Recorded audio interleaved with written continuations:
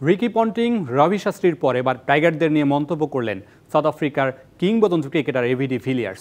তার মতে চ্যাম্পিয়ন্স ট্রফিতে চ্যাম্পিয়ন হওয়া তো দূরের কথা, বাংলাদেশ সেমিফাইনাল খেলার মতো টিম নয়, তবে তারা যে কোনো দলের বিপক্ষে অঘটন ঘটাতে পারে। সবশেষ চ্যাম্পিয়ন্স ট্রফিতে সেমিফাইনাল খেলেছিল বাংলাদেশ, তবে ওসব এখন অতীত। সময় পেরিয়েছে ৮ বছর। ২০১৭ সালের পর আবারও বাংলাদেশের সামনে চ্যাম্পিয়ন্স ট্রফির মিশন, তবে আগের আসরের চেয়ে এবার স্বপ্নটা আরও বেশি।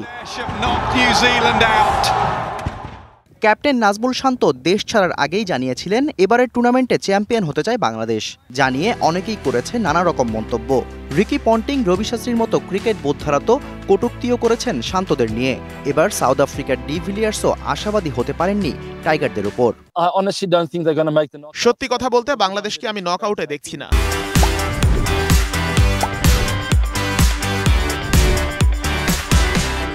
একথা বাংলাদেশি ভক্তরা হয়তো শুনতে পছন্দ করবে না, কিন্তু আমাকে সত্যটা বলতেই হচ্ছে।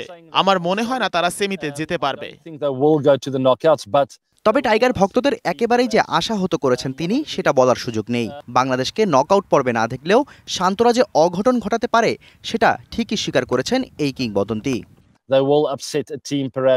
বাংলাদেশ যে কোনো দলের বিপক্ষে একটা অঘটন ঘটাতে পারে। তারা ভালো দল, কিন্তু চ্যাম্পিয়ন হওয়ার মতো দল নয়। তবু বাংলাদেশের সমর্থকদের জন্য শুভকামনা রইল। চ্যাম্পিয়ন্স ট্রফিতে ইতিহাসটাও একেবারে সুখকর নয় বাংলাদেশের। ১২ ম্যাচে জয় মাত্র ২টিতে। তবে এখন টাইগাররা আগের থেকে আরও পরিণত, তাই সব ক্রিকেট বোদ্ধাদের জবাবটা মাঠেই দিতে প্রস্তুত নাজমুল শান্তর দল। Shahriar Hossain, DBC news desk.